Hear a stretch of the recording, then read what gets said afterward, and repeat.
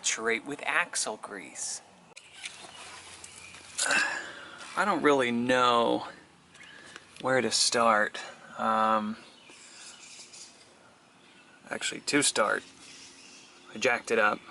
With this, because how high the rear end was to begin with, what I ended up doing was putting a block on top of my jack, and then putting it underneath the diff and lifted up the whole body, and then placed the blocks under here, undid the wheels, and then brought everything back down. So this space here is definitely not where the wheel space is, but that's okay, because when I flip this over, the wheels should just go back on a lot easier, and then I don't have to worry about all this hoo-ha. I might have some difficulty bringing this down. I've seen other videos where had to progressively work their way down through blocks and lowering jack stands and whatnot, but we will see when we get there. Now, in terms of what I'm operating with here, getting a lot of backlight. So if you see right here, this part is welded on to the axle. So you see this is welded, and this is not. These two parts are not, but this whole section in here is. Same with this U-bolt section right here. This whole top section is not welded to the axle. So what I need to do is figure out what I need to cut out, because I know they have flip kits for these, and I'm cheap, and I don't want to use a flip kit. I'm just going to do it freaking old-fashioned way, and maybe suffer the consequences later, but you know me. I just jump into things and see what happens. So, I've already done the other side, and right off the bat, pretty much I recommend just soaking the whole thing in PB Blaster, because with how much weather this thing has been through, soaking each of those bolts in PB Blaster is going to save you a lot of trouble. It's going to be messy, yes, it's going to be nasty when it mixes with the rust and oxide that is built up on here and dirt and whatnot, but it will save you a lot of grunting and moaning, and especially if you're using hand tools. Now if you have like one of those fancy air torque drills, oh man, you're gonna be just fine. Just soak it in PB Blaster, and then the first thing I do is undo the cylinder, the dampener here. Undo that first, and then work your way around. I currently have the diff jacked up just enough that it is barely giving this pressure, so when you undo it, it's not going to drop down, because we don't want that. So let's get to blasting. Let's get to dismantling.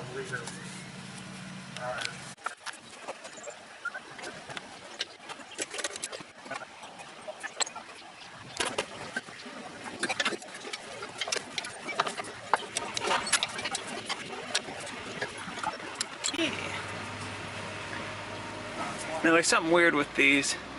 For some reason the hex on this has been warped, or this is the way it was made, but it sits round, right?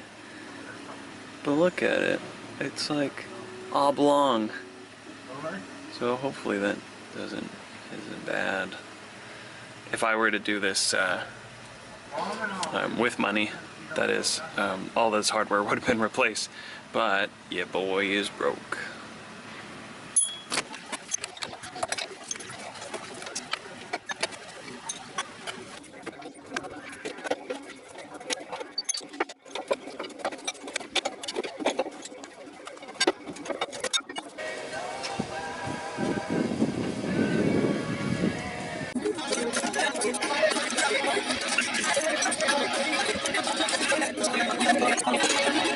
Now that the leaf springs are off, what I'm going to do now is jack her up and then put the leaf springs beneath it, and then we're going to start problem solving, see what we need to do to get it flipped. So let's jack her up and go from there.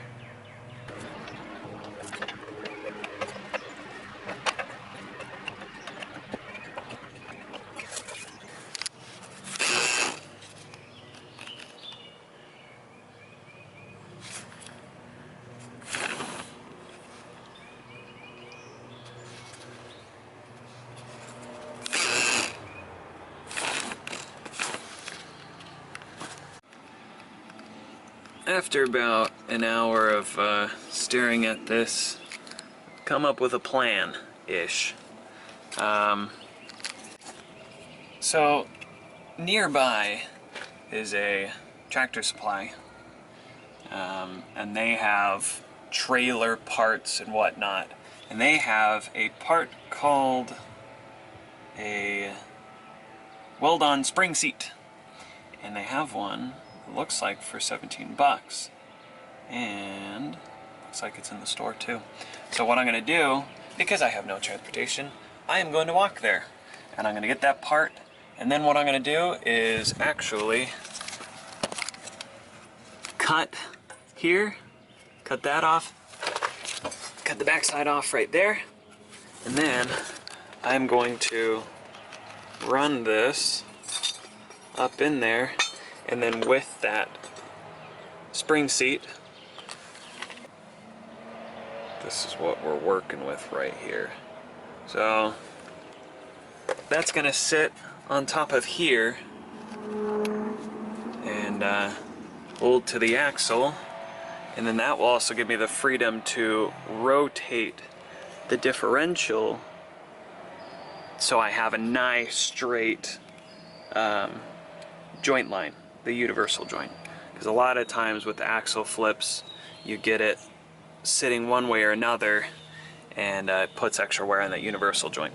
So I think I'm going to do that, and for me it'll be 20 to 30 minutes. For you it'll be just a second. And here we are. That's it. And I've got two of them. It's not going to sit there, but in the position of things, it will be sitting on top of the leaf spring, on top of the little, that rubber thing, and then it will support underneath the axle. So I've dropped the axle down, I took the leaf spring off, it is sitting next to me, and the next step is to grind away that right there. Wish me luck.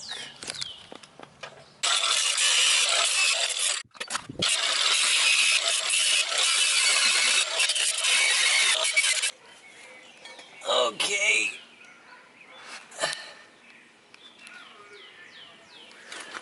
It is all cut out. I've test fitted it plenty of times. So it should be good. It should work. Nothing. What could go wrong? I shouldn't say that.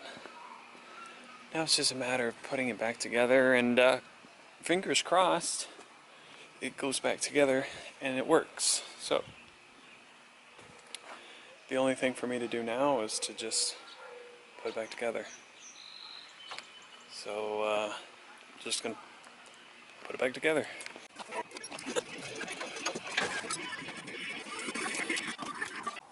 So the reason why I'm cutting this little blip out is because I forget the name of that too, the axle holder that I bought from Tractor Supply. Tractor Supply, thank you. Mm-hmm. It has been a very long day.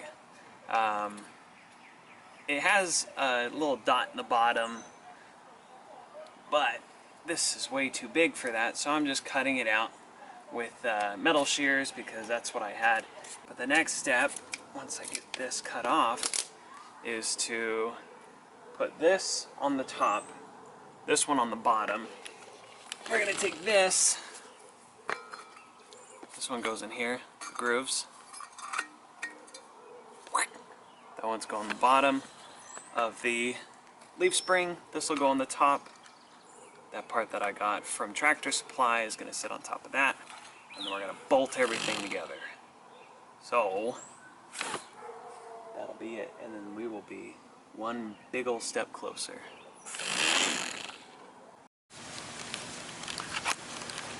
Hey, it's me, Duke Manley from the future, or the present, somewhere later than what you've just previously seen. I've pulled this back apart. See here. because the issue I was having is that part that I cut out, it pulls this way. So every time I accelerate, it would lift up this way. Even I tried cutting a hole in here and running a bolt in there, so as it went tilting this way, that bolt would supposedly keep it from rotating. But what ended up happening was the bolt and the nut inside of it, the nut just loosened itself through vibration. So what I have here, this is a 2" by 4" sheet steel. I think it's 1/8 inch thick. And what I'm going to do, for those of you that are playing along at home, I'm going to tilt this way down, nose it down like that, put the plate up in here, and I might trim it shorter, because this is all just more or less trial and error. Put the plate in there, and then bring it back up, and then tighten everything down, and this should be a lot more of a solid addition. Now if I had the means and the materials to do so, this little bracket here would have this welded onto it, but right now, for the time being, I neither have the means nor the patience to do it, and this really would be kind of a semi-permanent fix for it. So just keep that in mind if you're, like I said, following along at home. That axle is going to start walking this way. So let's get back to the work.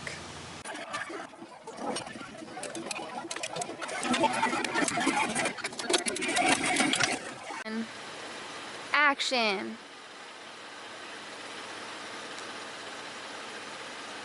Cross your fingers and your toes.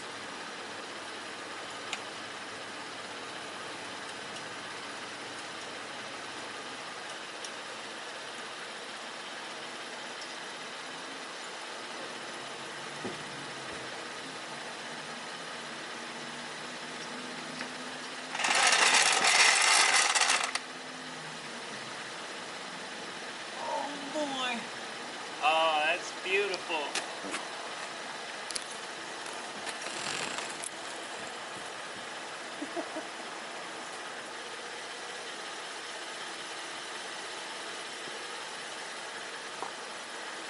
I need to cut the frame though. It's sitting right on the frame.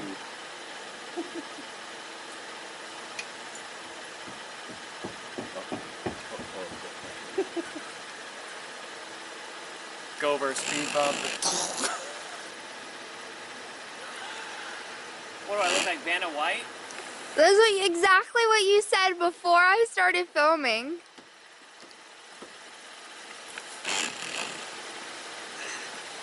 Do you feel better?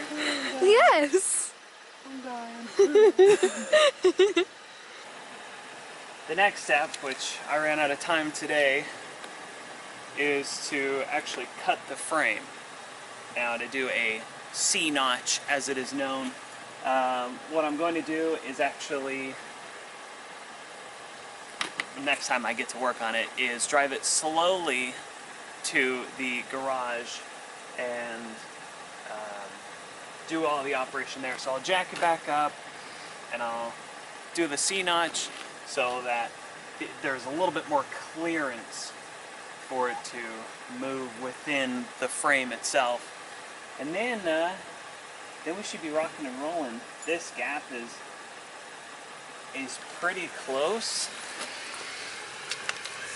Like, it's not touching now, but I mean, if it slides any more up this way, it may touch. So I might have to wear this down a bit, but it's a pretty good start. Cut to what it looked like before and what it looks like now. I say it's a pretty big difference, and it is by far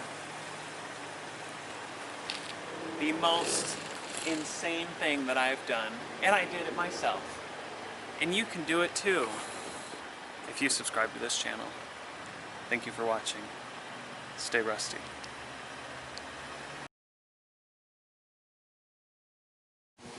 Alright.